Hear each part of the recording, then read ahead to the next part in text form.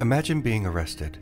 A man you do not know and certainly do not trust asks you to step out of the car or knocks at your front door with 3 heavy thumps, reserved only for police officers. Your day of running errands, visiting friends, and cooking dinner is over. Your sense of normalcy pulled violently from you like an aggressive purse snatcher. You are put through humiliating procedures in the company of strangers. Finally, after they have allowed you to panic long enough for the discomfort to become actual pain, they sit you down in a cold room with a metal chair. These men have all the power, all the guns, and the key to the door. You're not going anywhere. One man looks away from you, studying some papers but not actually reading them, and says, "I just want to ask you a few questions," as if you have not been brought in here for a police interrogation, but a quiz show that you watch on network television. Oh, thank God, you think. Only here for a few questions. This is all some mistake, of course. Yeah, that's it. I bet my name matches the name of some criminal. Why, they should go arrest him. He sounds like a bad man. But before you can imagine this other man, this individual whose place you have accidentally taken, the police begin telling you things about yourself and about the victim of an alleged crime. And some of it simply cannot be true, but you didn't notice, because you're too busy with your silent prayer that if you can just get out of this one tough spot, you will stay on the straight and narrow for the rest of your life. If I tell them what they want to hear, you tell yourself, they will let me go home and finish cooking my dinner. They are lying to you, and you don't even realize it.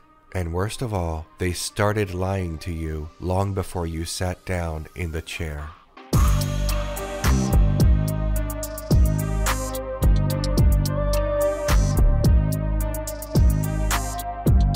The insinuation that the police, particularly in the United States, are liars should not be a controversial opinion. Even those who support the police wholeheartedly, applaud their efforts, and defend them from the slightest criticism must be aware that police officers are often dishonest with their suspects. From the perspective of those defending the police, our boys in blue are dishonest only in order to outwit criminals and to protect society, and that a certain amount of slack should be given to them. From the perspective of anyone else, the dishonesty of the police is an exercise of control, a disproportionate amount of power that creates an insurmountable imbalance in the dynamic between the police and civilians, an imbalance that does not serve justice. In practice, there are 2 varieties of lies and dishonest actions by the police. Those which are questionable but perfectly legal, and those which are illegal but are done all the time anyway. In the case of the former, laws that permit reasonable deception by the police have been codified both locally and by the Supreme Court in landmark cases that have granted more and more leeway to the police over time. In the case of the latter, the police are protected internally by other police officers and by unions such as the Fraternal Order of Police, or the ironically named Police Benevolent Association of New York. In rare cases, a police officer will be charged with violating the law while on duty, but generally only under these circumstances: when the police department is under tremendous public pressure, and when the officer is caught red-handed, and when the crime will result in protests and riots that will cause the city enormous property damage, and when the crime is so egregious that not charging the officer would be worse for the image of the state than the alternative. However, in cases of mere unlawful dishonesty, those incredible circumstances simply do not exist. Therefore, if police know there are few, if any, consequences for what they consider minor infractions, they will continue these infractions unabated and may even be encouraged to do so. Police dishonesty may seem less consequential than the more sensational ways that police abuse their power, but these legal and illegal deceptions are actually quite serious for those on the receiving end, and are often the deciding factor in whether or not a suspect, innocent or guilty, will see their entire life ruined. Both legal and illegal dishonest policing will be discussed here.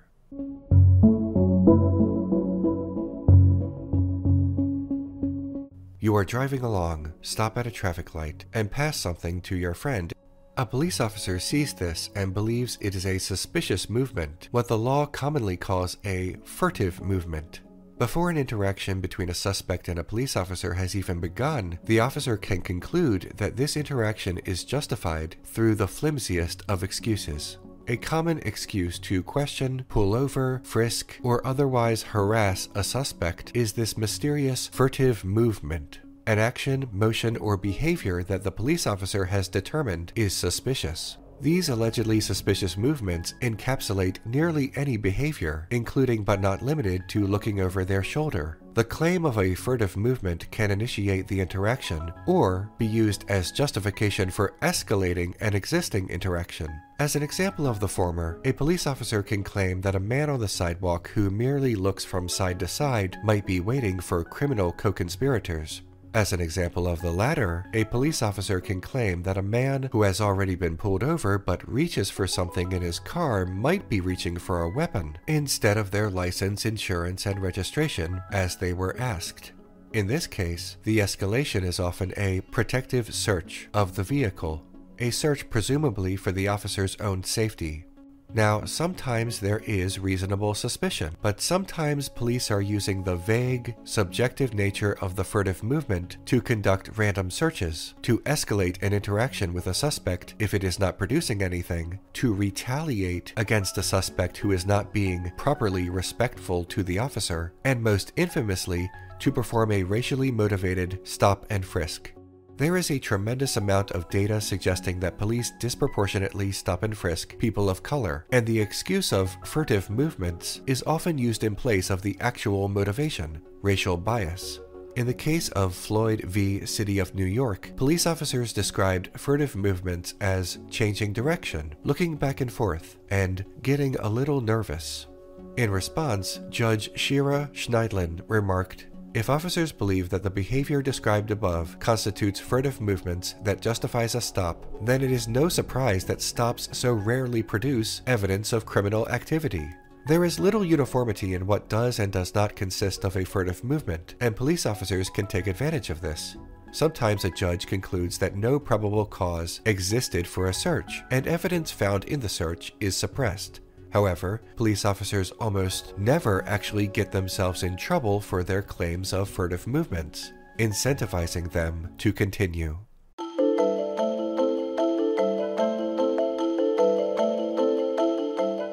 After the officer has pulled you over for his flimsy excuse, an argument ensues.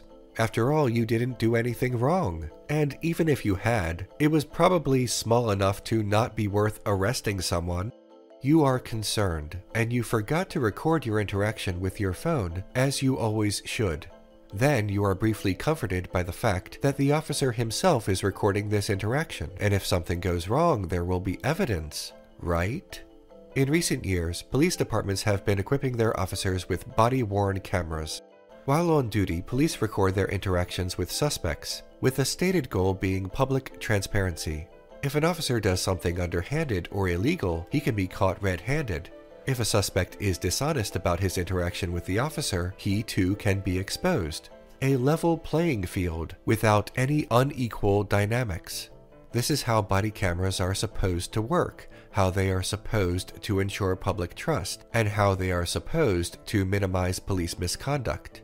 Unfortunately, according to the most extensive research on the subject by George Mason University, police body cameras have not produced dramatic changes in police behavior, for better or worse.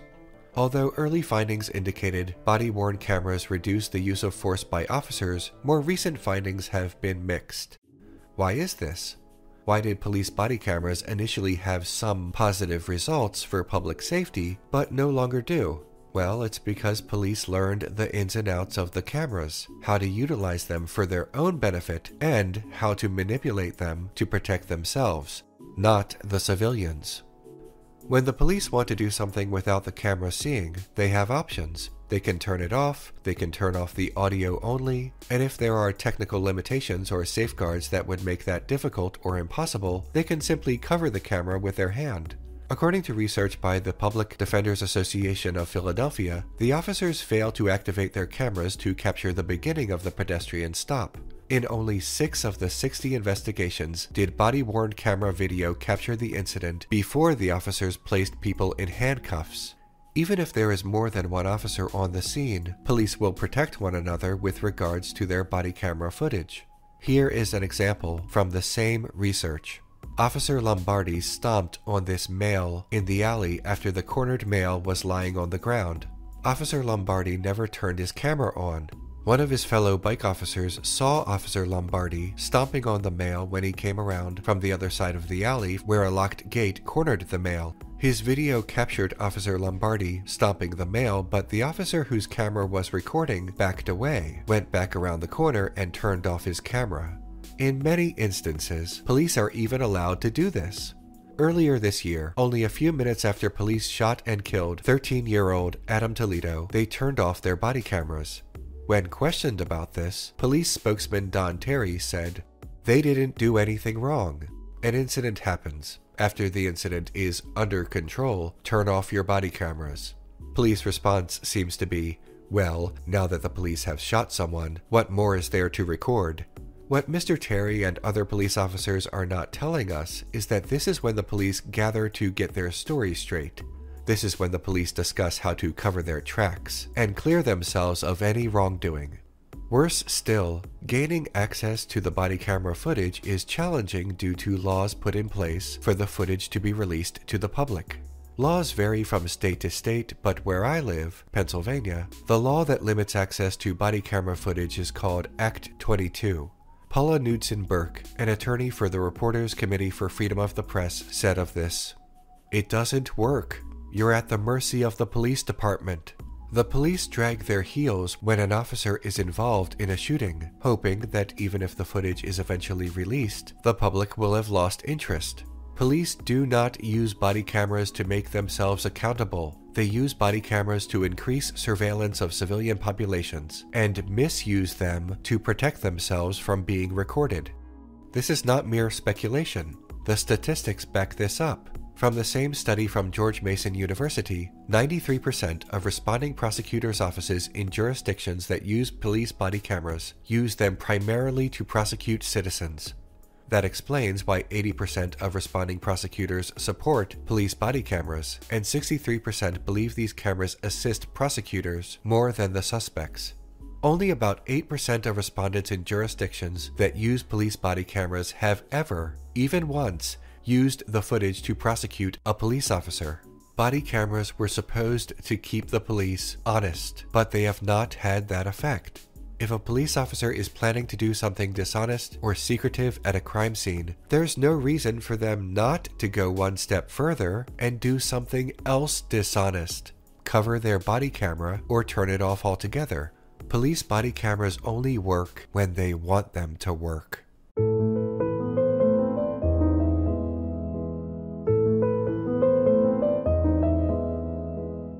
You try to walk back your argument with the police officer, but he feels disrespected and decides to retaliate because he knows he has all the power. With his body camera off or covered, he tosses something into the backseat of your car. It's drugs, and he will claim that he has discovered this in open view.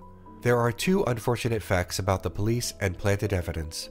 First, the rash of recorded incidents in recent years, both from officers foolish enough to forget to turn off their body camera and from suspects who turn on the cameras on their own phones, suggest that police plant evidence all the time and that we are only now able to prove this because of the proliferation of smartphones.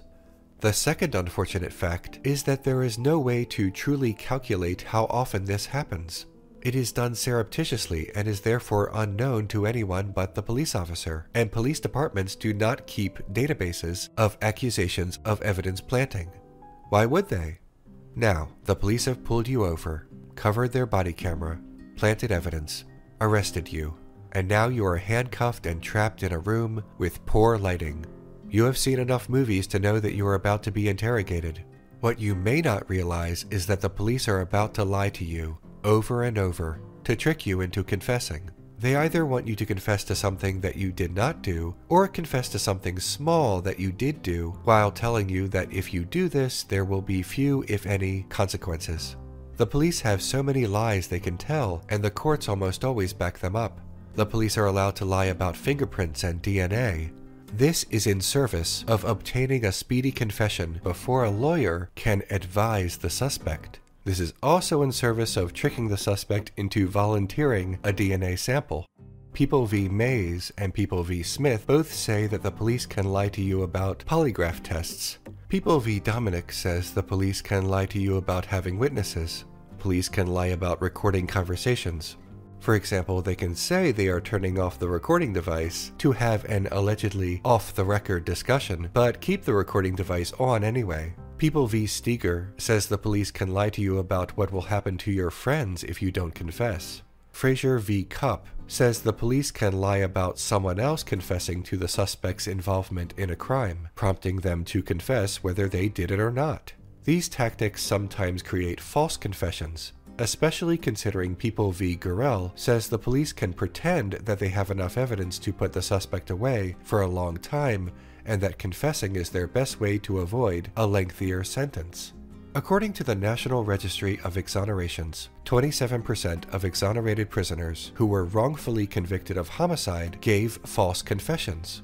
How does this happen? Well, the police lie about how much evidence they have against a homicide suspect, then claim that in order to avoid life in prison or the death penalty, the suspect must sign a confession. Later, when the suspect discovers that the police have no such evidence, their false confession alone is often enough to persuade the jury. Outside of the interrogation room, police at your door can lie to you about how quickly they can obtain a search warrant. If you ask for a warrant, the police can tell you that they can have one in minutes, so you may as well open up now. In reality, if they had enough already, they would have not come without a warrant, and a warrant takes more than a few minutes. It's a legal document. So, what should you actually do if you are being arrested by a police officer? The following advice comes from legal experts, including but not limited to the American Civil Liberties Union, not my amateur opinion. Many states require the suspect to give their name, but they are not obligated to provide any further information.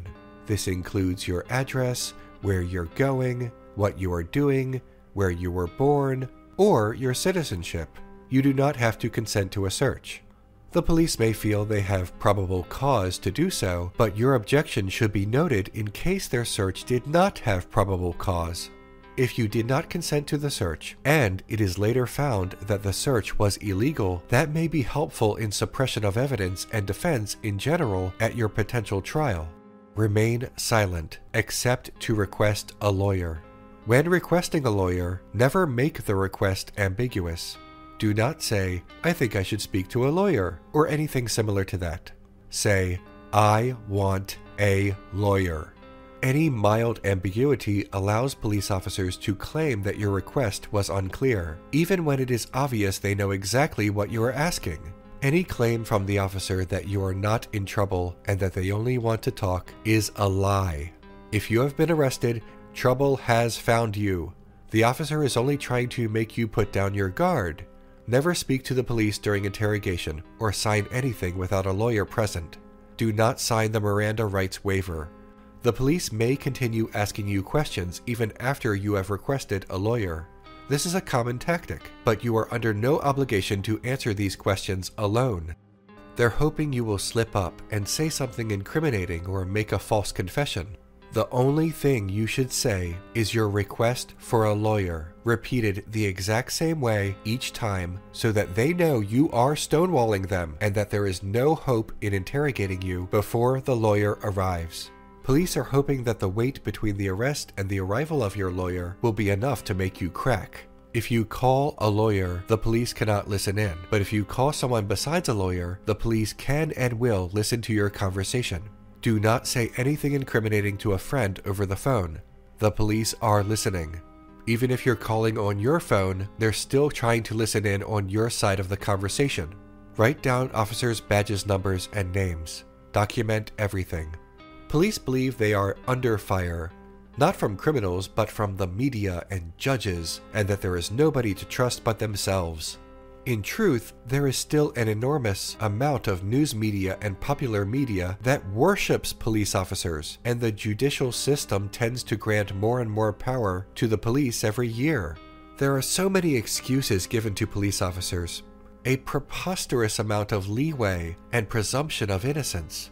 So much, in fact, that there is an entire movement of police fetishists and apologists who not only swallow their lies, but ask for more. The accusation that the police are dishonest is met with, "Well, I know cops personally and they have always treated me right," as if the accusation against the modern centralized police were merely individual and not directly at the system itself. They say, "Well, what's the alternative?" As if alternatives have never been proposed, or as if the modern police were an ancient, universal institution instead of what it is, something that emerged in the 19th century to protect capital. And so, here we are, still at the mercy of an institution that controls the people through violence, through intimidation, and most commonly, through deception. Cops are liars. Stop falling for their lies.